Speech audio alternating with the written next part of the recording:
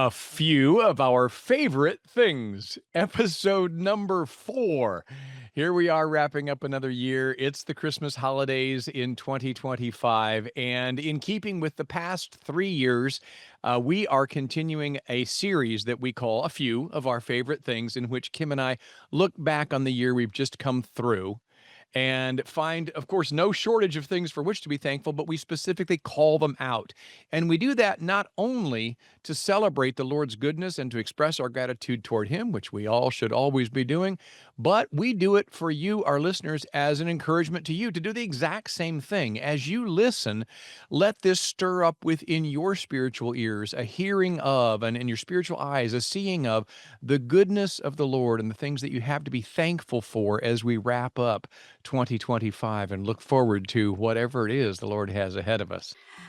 As I was thinking about recording this episode today with you, Chris, I could feel those good neurochemicals flowing through me in advance as I had to pick and choose what are some of the favorite things that I hold from this year that not only relate to me, but I believe will resonate with you and with those who are listening, because the goodness of God is specific, but at the same time, it's so global and so inclusive to all of us. And it's fun to practice gratitude and remember that in the midst of all the hard things, there's also been great, great pockets of goodness. And I'm especially looking forward to hearing what things stood out to you this year, Chris. So do you want to get started? I will, and I'm delighted. It was not hard at all for me to have things that I could identify this year, because this has been for us here at the McCluskey household a year of recovery. And so, in recovering from my health crises of the last about 18 months, it was a year not just of recovering, but reclaiming. If I were to give it a single word for the entire year, everything, this was a year of reclaiming, in some sense, even just my life. It was very precarious there for many, many months. And praise God, He has brought a tremendous recovery, not full healing. I seem to be one of the crosses that I'm to bear is chronic Lyme disease. So there's still that my body battles all the time. But most of you are aware, if you've been listening anytime at all, that back in June of 23, so about a year and a half ago, I suffered what turned out to be a heat stroke. Looked like a heart attack, but it put me in the hospital. And during that evaluation, they recognized that some of the neurological impairments from chronic Lyme disease were manifesting, and the heat had really brought them to the foreground. But in the end, it turned out that the medications that were prescribed, and there were various ones that were tried with different practitioners over the next year or so, it was the medications that actually wound up causing me the bulk of what I have suffered this now nearly 2 years here. And praise God, He gave us the discernment, the ability, mostly through my wife Rachel, to be able to say, I think this is maybe not the Lyme disease or the washout from this flare that you've had of Lyme and of the heat stroke. I think this is medication reactions. So we started titrating me down, and long story short, I have been off of all prescription medications and over-the-counter medications, and at least for right now, even supplements that were kind of roughly approximating some of what those helped me with, for more than a year. And as the weeks turn into months, the lifting of the heavy, heavy burden, the excruciating pain, the migraines, but seizures and convulsions and vertigo and just a whole lot of really, really bad stuff. That's what took me out. It's been just released.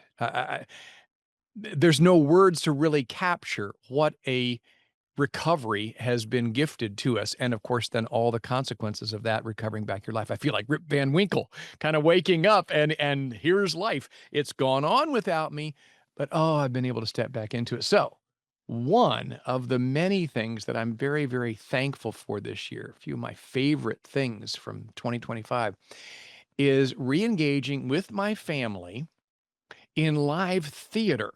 Now, of course, everything is all about family. So just being able to be with family again, be with the grandchildren and all, yay, that's great.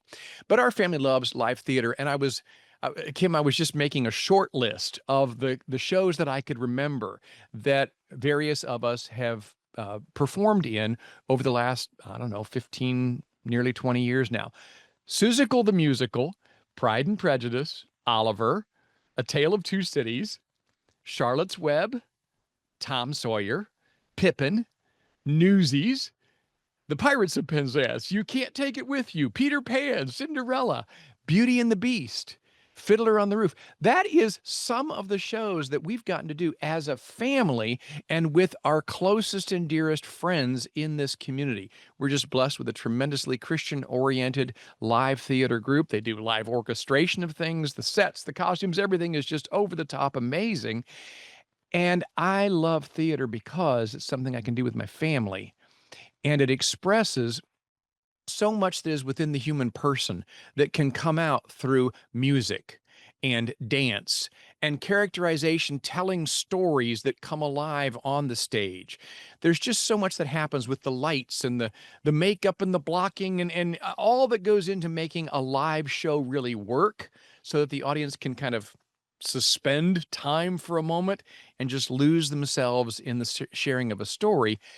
That's what I love, and the chance to do that, again, you can well imagine with everything I just described in my health stuff, I not only couldn't do those shows, I couldn't attend those shows. My kids participated in some, and I couldn't handle the flashing lights and the movement and the noise of the sound system, so I sat at home during those. So to be coming to the end of this year and just telling you, our listeners, I'm in a show right now with our youngest son, Reagan. It's called All Is Calm, and that is a celebration of the 1914 World War I truce, the Christmas truce that occurred out on the Western Front, all up and down the Western Front, where the Germans and the English and French and all that were fighting against each other actually came out of their trenches and celebrated Christmas to the glory of the Lord. They shared gifts with each other, exchanged photos, and played a soccer match, and just did all kinds of things celebrating our common humanity in light of God the Redeemer being born on earth. That moment in time, which sadly was never repeated again during World War I nor any subsequent war, but that is the subject of this All Is Calm musical. And so to be able to be in that with my son Reagan and recognizing that for our family we're kind of climbing out of our trench. We're in the middle of a war that's wrapping up, and we're singing and we're glorifying God during this holiday season. So that's a pretty awesome moment and definitely one of my favorite things for this year. I love seeing your face light up. Those of you who are watching on video saw it with me. Your face light up as you shared that, Chris. So thank you for that. It is a gift, right? To not only enjoy your good health, but enjoy it with your family in ways that bless others. So it's perfect first favorite thing. And I'm going to also lead with something personal, but I think it also applies to other people. And so one of my favorite things is a table. Now, that's going to sound very small and ordinary, but this particular table has been the culmination of a probably 6 to 8 month long project, which has brought some really meaningful change in my life. So to back up, the house we live in has what the builder probably would have called on the blueprint a formal dining room, which basically is 4 walls with 2 small passways on 2 of the walls. And on a good day, you can put a table in the center and seat 6 people, 8 skinny people if nobody eats pie. Well, when you think about holidays and a dining room and celebrations, how do you split your family and your loved ones into 2 groups? You want everybody at the same table, and nobody in my family is that skinny. You can't even get those chairs in the room. So my heart has longed for a long, wide table of love and grace. But I have this room with 4 walls that can't be moved, and I've tried all sorts of creative things. And then one day I was sitting in my family room looking out at my glassed in, I live in Florida, so glassed in kind of Florida room porch, which held 2 Peloton pieces of equipment and some wicker chairs, and thought, why do I have to listen to what the builder called the dining room? Why can't I choose to dine in whatever room holds the table my heart longs for? And so it began, moving the 2 pieces of Peloton equipment. This was no small journey, took 2 professionals, 2 trips, and almost a lawsuit. It was not pretty. Up the stairs to the new exercise room, and taking that glassed-in room and envisioning some alfresco type dining. So I found a craftsman who takes 200-year-old barnwood finishes it into a table with two wide leaves at the end that can be added. And are you ready? I can now seat 14 people at my beautiful table, and we can still have pie. And so I'm just so grateful for gathering and loved ones and laughter and shared stories and people not being divided up like we are in the real world. So it's a humble table that really has met a heart need of mine that's been there for a long time. Oh man, you know how much I love having all the family gather, and you've been here to our house. You know that when they do, it packs out the walls. But that's just that's beautiful. And again, listeners, I hope you're not hearing that we're just making a kind of a godly boast out there about God's goodness to us. We're actually encouraging you to be thinking and reflecting on your own life. What are the things for which you are just really genuinely, deeply thankful?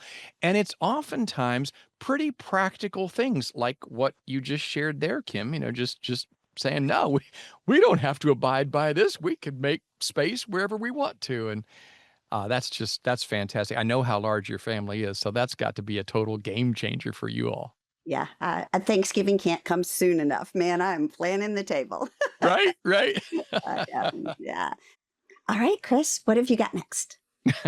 Well, it's kind of a similar kind of a thing, a very practical thing, but in this case, it's also got so much that is kind of maybe outside of what you quote need. I could stay, within the tight confines of what's appropriate and what gets the job done and all. And instead, this just kind of blows out the walls on that. But my second thing that this year I'm especially thankful for, and definitely one of my favorite things of the year, is cruising with my wife, Rachel.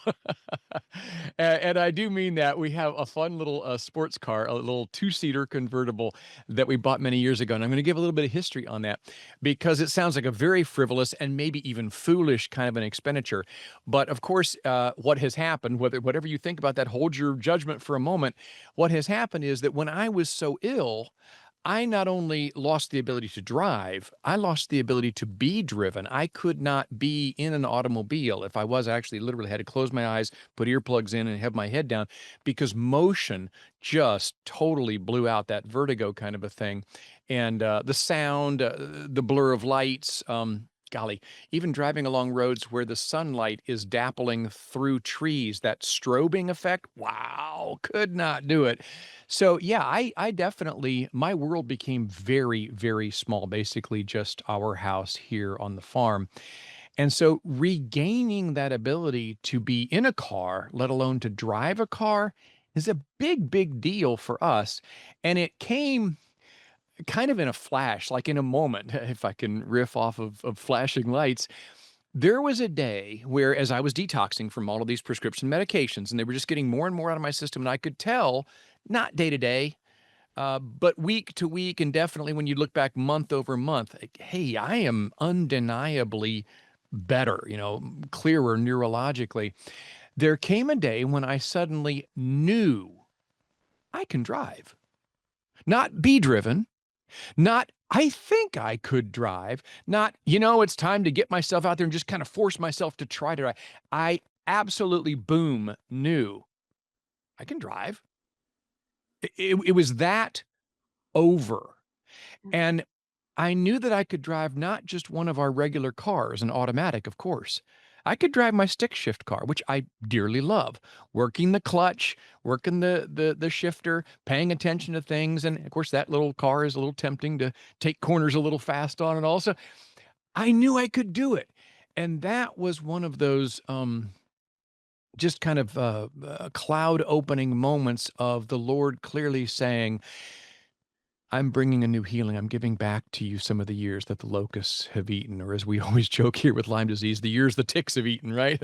The Lyme disease is still there, but this ability is going to be given back. And actually, I went out, I told my mother, she was staying with me on that particular day, and I said, Mom, I'm going to take the little car out. You want to go with me? And she did. And so my first passenger was not me cruising with Rachel, it was with my mom. And we shot a video to show my wife that morning, look at what God is giving us back. Now, I said I would explain the little sports car because that does sound like a pretty frivolous thing. A big dining room table, yeah, Kim, we can get that. That's important for family. But come on, a sports car, I don't know. Okay, so I've always been very, very practical on cars. I've never in my life bought a new car. Every vehicle we've ever owned in the McCluskey family was bought used and oftentimes quite used and paid cash for more times than not. And just drive them until they're dead. I take very good care of them, but drive them until they won't go anymore. So, 250, 300,000 miles is typically what we do. So into that mix, I throw this little sports car. And I just got to tell you that the background is this is something from childhood that I have enjoyed. Really neat cars. And I don't just mean cool, I mean beautiful to look at, like a piece of art, and incredible engineering, like the highest of what we're able to do with mathematics and engineering performance. I love that because for me, that's like art that you can use. I liken it to really good architecture. I love classic architecture. And by extension, I loathe really poor architecture. But beautiful art that you can actually use, I get great enjoyment from, and I see it as an expression of things unto the glory of God. They are utilizing the things that He gave us, just like bread and wine, right? We have to make the bread, we have to make the wine, but it's from the wheat that He gives us, from the grapes that He gives us. We're taking the things the Lord's given us, we're turning out something truly beautiful. And so, yeah, just to wrap this up, I will tell you, cruising in that with my wife, or taking my kids out, or now the older grandchildren being able to go with me. That's one of my favorite things because when I'm there, I'm fully present. I'm soaking up the wind. And for me now this year, getting the ability to drive back, I'm glorifying God in a new way, being thankful for a little frivolous, fun thing like that, that I know He's enjoying with me. Yeah. Oh, that's such a beautiful story. It reminds me of that Chariots of Fire, Eric Little example, where he talks about God made him fast and, is glorified when he runs. And just the thought of you being in the car, I suspect makes God smile even bigger than He normally does. And I'll confess it leads in perfectly without any planning or coordination on our part with my story next of the fun ways that God works. So my first story was about a table and, local people. And this one is about kind of going big and global because our journey with God is always an adventure. At the beginning of last year, I felt God prompting me to write some devotionals again. I had done this 6 years previously for the YouVersion Bible app. If you're not familiar with YouVersion, it's a Bible app with devotionals and Bible translations, and they are celebrating 1 billion downloads of their app in November of this year. I get to go to Oklahoma City and celebrate with them, and I'm very excited. But anyway, it's a big deal, YouVersion app. And so I thought, okay, Lord, I felt you prompting me to contribute some devotional. So I checked into it. Well, no, it's very popular and they aren't taking any new content partners. Nothing. There was not a single door open. There was no way to go around the system. It didn't matter that I'd published previously. The door was shut, which is fine, except I really felt like God continuing to prompt me. But since there was nothing to be done, I just simply prayed into it and waited and waited and waited, as God sometimes takes His time. It's a long story. I won't go into it, but out of nowhere, through no initiation of my own, God brought someone into my life who said, I'm looking for someone to provide YouVersion devotionals on my content partnership platform. I'm like, oh God, you are so funny. You knew all year long this is what you are going to do. And so now I know this is an automatic yes. And I'm about to send in my 8th one this year. So I'm very excited. It's been wonderful to have this opportunity to write and share some of the things that God has been teaching me. But it gets better than that. So, of course, just following God's path faithfully, not even sure what God is up to. Not, I don't know, 2 or 3 weeks ago, I opened my email. YouVersion sends out a regular weekly email to their, I don't know, hundreds of thousands of readers. I have no earthly idea. And there on that page, they've highlighted my latest devotional. They didn't tell me. I had no idea it was going to happen. And the whole thing isn't about the devotional or the exposure, or it's not about any of that. This gratitude is about a God who prompts you, talks to you, and works behind the scenes to open doors you could never open on your own. It's just a God who is lavish and generous in all his ways. And so that whole full circle thing just reminded me of the benefits of just following him, even when it seems maybe like not a great idea, or I'm not sure where we're going, Lord. He always knows the way and opens the door when the time is right. So I hope that's an encouragement to someone who's listening today. It's one of those things that is such an expression of the Lord in his heart for us. And you had shared with me before that this had actually happened for you, but hearing you share it again, I'm just over here shaking my head in disbelief, except that is the Lord. And a scripture verse that came to my mind immediately is that the Lord will give us the desires of our heart. And I don't think we can ever safely read that like we just desire some kind of a fleshly, worldly thing and boom, God's going to drop it in our. That's not what that verse is talking about. But he places within us desires. He will give the desire, place it there, and then give the desire, meaning fulfill it. Yeah. He's bringing us in that cooperative awareness, saying, I'm going to do a new thing. Will you perceive it? Let me give you this thing, but let me first put the longing for it, the hunger, the desire for it there, and then watch what you will have to know only I can do, right? Whether it's the little dream car on the back road that's all just about him lavishing and laughing, or in this case, exploding the visibility and well, audibility of the messages that he's given you through this YouVersion platform. That one's a mind blower. Mm. That happens only by the Lord's good pleasure. And he did give you one of the desires of your heart. Place that desire and then met that desire. That's just beautiful. He's such a good, good God. Yeah. All right. And I know both of us really wanted to land on something coaching related because, after all, this is professional Christian coaching today, and coaching is always a blessing in our individual lives. So, you first. Yeah, this one's pretty clear. We've spent the entire year working on a redesign of our flagship introductory course. It's called The Essentials of Coaching, and it's all locked and loaded, ready to go off to the ICF to be approved and rolling out in January of 2026. I have gone back principally with our director of education. That would be Cindy Schmelzenbach. You've heard her here on this podcast before. She's just unparalleled, so dynamite. Cindy and I, and then in working with Jessica Fall, our Dean of Admissions, because she also does a lot of the operations stuff behind the scenes, have reformatted and reintegrated in a lot of new curriculum and new material. We're actually putting in a strong neuroscience component to the introductory course now. So many advances recently in neuroscience, understanding how the human brain works, how we learn new things, how we change and hold those changes and follow through, how we get buy-in, or what puts us on the defense and causes us to back off from growth that we in fact want. All of that is integrated in along with then some advances in distance learning. Since all of our material here at the Institute is taught live in real time, but via distance, it's all on Zoom. So you've got video like what we're recording here, Kim, with the podcast.